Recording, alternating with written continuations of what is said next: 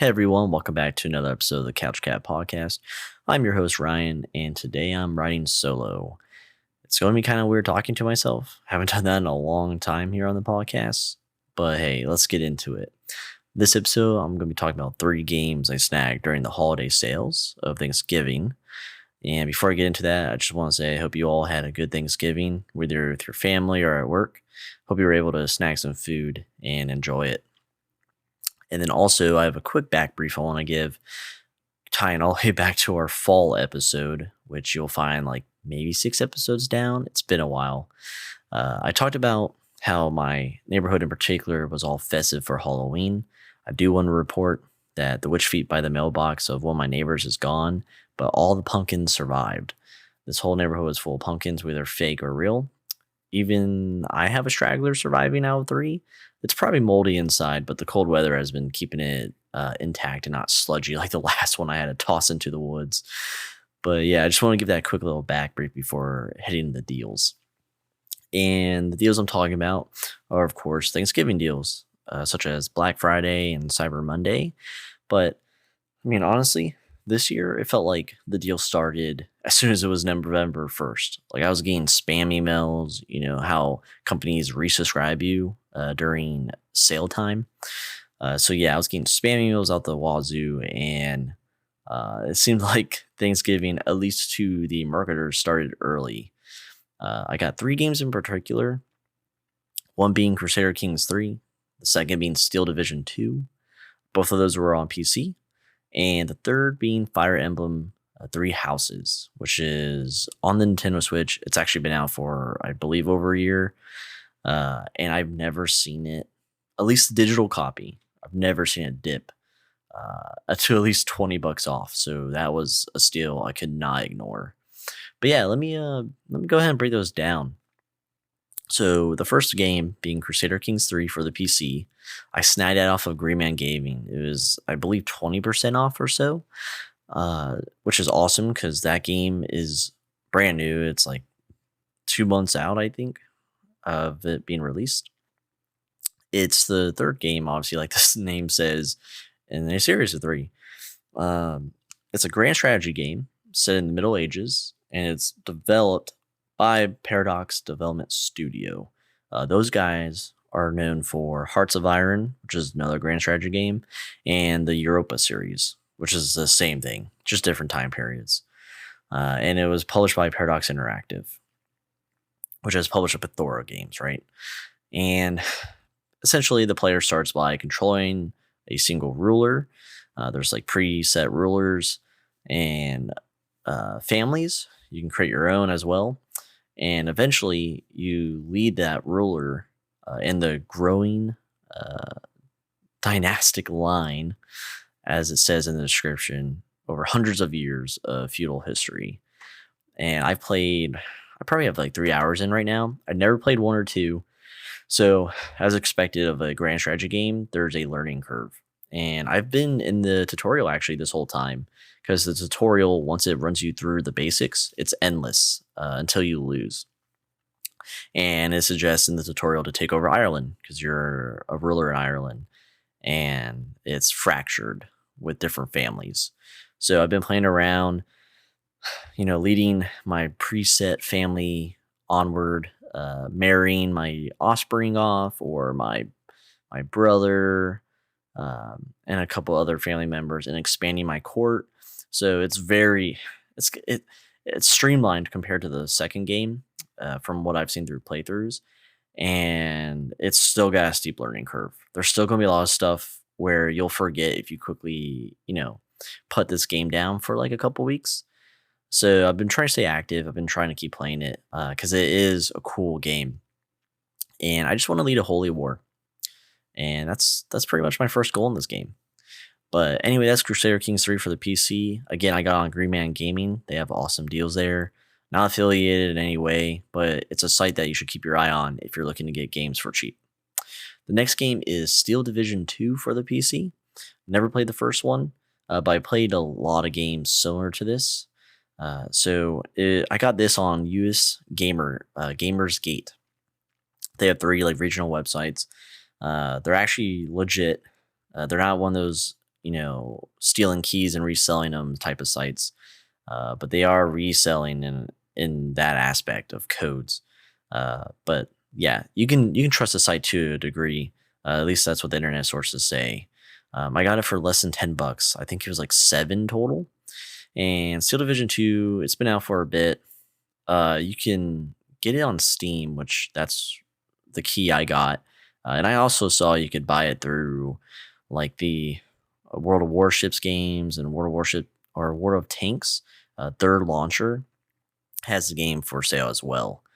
Um, don't know what the deal is with that, but that's where I actually saw the game first. And playing World of Warships got the itch for like a RTS, wartime game again. And that's what Steel Division 2 is. It's a real time strategy game, and it's set during Operation. Okay, I YouTube this, all right? So hopefully I can say it right, but it's Bagration. It was a Russian offensive against the Nazis. So that's like the time period. Um, yeah, it's been out for a little over a year now, June 2019. And the game was developed by Eugene Systems, and they developed the War Game series, which is another RTS game, and Active War, which is like one of the first RTS games I played outside of Empire Earth that I sunk hundreds of hours into AI skirmish mode. It was a really cool game where you were slammed down. You built your base on the fly. Uh, it was one. It was one of the games I was so obsessed with, like the attack helicopter mechanics, and using infantry to place in buildings, and they would actively clear the building out. You wouldn't see it. It was indicated by an icon, but you would actively like clear buildings out to take them from enemy units, and it was really cool. It was a modern age RTS and war game, pretty similar. They have, I think, 2 games total, and differing timelines, but it works essentially just like Steel Division 2, where you have a max set of points for your army, and you pick units, finding a nice balance of how many units you want versus how strong they are until you reach that unit cap. And then from there, you join a match with that army selected. And there's 2 factions, I believe, in the first war game I picked. And you had an army for each faction that you created, and you would place them on a map and begin. And that's where the real time strategy aspect started. But yeah, so this game looks right up my alley. I haven't played a game like it in a while. And I've been, like I said, I've gotten an itch from playing World of Warships, which is solo. Um, you know, how do I say this? Which you're in control of one ship, but not, an army. And just doing the control of one ship and being in a battle like environment, I wanted to play an RTS again. And I thought, well, for $7 and pretty good reviews, why not pick it up? So that's the Steel Division 2 for the PC. And the last game I picked, yeah, I know, only 3 games during this, massive holiday sale, but you gotta stay light, Can't be draining the wallet on everything, right? And the third final game is Fire Emblem 3 Houses. Fire Emblem 3 Houses. There you go, that's better. For the Switch. And I know Switch games are rarely on sale. I know a lot of the smaller indie games are generally on sale, but are practically at a higher price still when you can get them from PC and they've been out longer. So anytime there's a good deal on the Switch, I'm surprised. And this one caught me off guard. I got this one off Amazon actually, and for Prime members, Amazon was giving you the same price, the $20 off for the digital copy as well, which is like unheard of. So I snagged that, and yeah, got it for $40 instead of 60. And that game, I don't think I've ever seen a dip for the digital edition, not, say like at GameStop where it's used and maybe it's like $8 off or whatever ripoff they got for you. But yeah, so Fire Emblem, for those who don't know, it's a tactical role-playing game, very anime-ish. The game was developed by Intelligent Systems and Koei Tecmo, and Koei Tecmo is known for its Dynasty Warrior series, which has been going on for like a decade. And that's a hack and slash game that at the time was very enjoyable, especially if you're just playing single player offline and you're going through their like dynasty system and stuff. Really cool. Um, but yeah, published and produced on the Nintendo Switch. Um, Basically, the premise of the game is you're invited to, there's three houses, like in the title says, and you're an instructor, and you're invited to teach at one of the three houses, which are full of students, and they all have their personality, their quirks, and things of that nature. Um, and you're, I guess you're training them. You're teaching them how to uphold, their territories throughout the three houses, making them, warfighter ready. And as a professor, let's see, it says in the description, you must lead your students in their academic lives and in turn-based tactical RPG battles wrought with strategic new twist to overcome. So essentially, from what I've seen through Let's Plays, yes, I've played Fire Emblem before, mainly on handheld devices, not the Switch, and I enjoyed them like a hell. Like, how do I say this? Like, hella enjoyed them. Yeah, that's the thing, right? They've always been my favorite, one of my favorite RPG series. But so in 3 in particular, um, half of the game is creating bonds within your, within your trainees, whether you're bonding them together through like friendships or relationships, and then yourself with other characters. Because in the Fire Emblem series, like bonds and friendships and relationships, they unlock special attacks and strength modifiers and things of that nature. So a lot of this game is in the schoolhouse, at least from what I've seen, and you're solidifying those relationships. You're training those individuals and preparing a squad to take in battle, because the turn-based um, battle is the other part of the game where you're going through the missions, you're going through the areas, and you have your team picked out from the schoolhouse, and you're progressing the story through the battle system. And the battle system is pretty straightforward, turn based. It's really fun, at least in the older games, and I'm hoping to have a blast with this one. This has nothing but raving reviews about it, and I can't wait to dig in for myself. I kind of like I kind of held myself hostage here because I told myself I wouldn't touch it until I beat Red Dead Redemption 2. And for those of you who don't know, that game is long as shit. I've dumped like over 12 or so hours into it, and I'm like 60% through. There's just so much to do in that game, and I've even started like ignoring the sideline quests, which it should be a crime because the quests in this game are pretty fleshed out, whether it's main story or not. And I actually enjoy the side quests more because the main story, it's almost all the same, like cookie cutter, and then like cinematic, cue the cinematic battle that is like literally in every mission, and pretty handheld, like handholdish with the battles themselves. But yeah, so I'm trying to beat Red Dead Redemption 2 to play this. I'm really resisting the urge to watch the ending of Red Dead Redemption 2 on YouTube, like I did with the Final Fantasy game.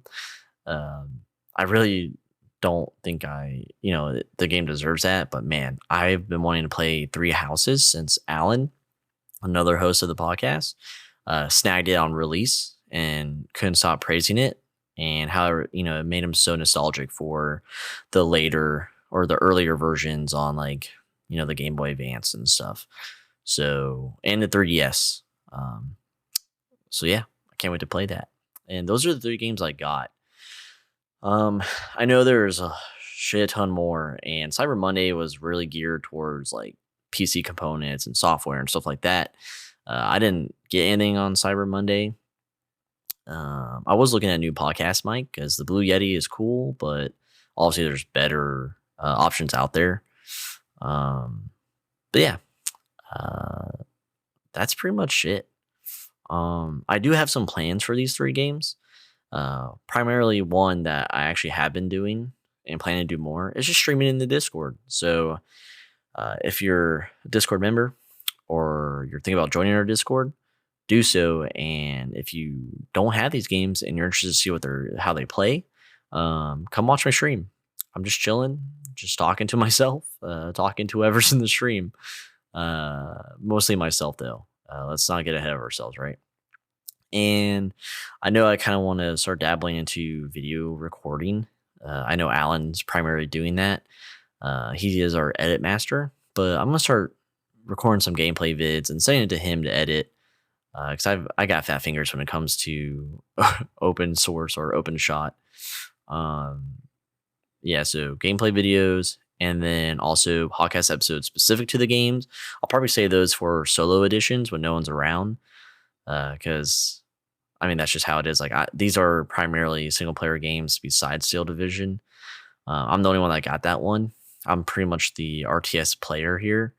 So yeah, keep your eye out for future podcast episodes detailing these games, all fleshed out.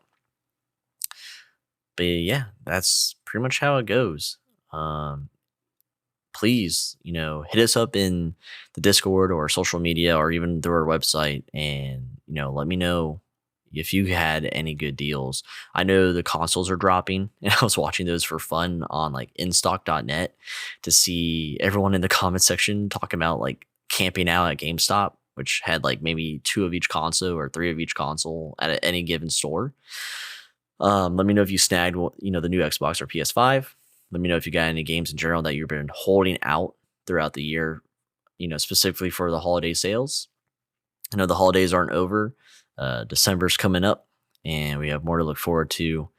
But yeah, just let me know. I'm super interested to find out. And this will also have a YouTube video, edition. So if you want to comment there, if it's easier, do that as well. But yeah, like usual, hit us up at www.couchcatgaming.com. Like and subscribe the blog there so you don't miss any of the new content. We don't have a newsletter, but we do release a blog post every week or a week and a half detailing all the new drops. So in case you missed any, that's the place to be. And if you subscribe to the website, you'll be notified via email regardless. And like I said earlier, check us out on social media, Twitter and Instagram. All the handles are available on the website and in the podcast description. And check us out on YouTube. We have a plethora of simple MMO guides on there that Alan's been cranking out. We have like I said, the YouTube editions of the podcast episodes. So if you can't listen to a podcast at work, you can definitely watch it. If you can, just memorize that YouTube video and don't let anyone see it. And like I mentioned earlier, check out our Discord. You don't have to play simple mode to hop in. We play a plethora of games. We have a lot of chat rooms and voice rooms and just general chill rooms. So come out, check it out, see what it's all about, and talk to some of the, Couch Cat community. We'd love to have you. But yeah, that's all I got. Thanks for listening to another episode, and I'll see you in the next one.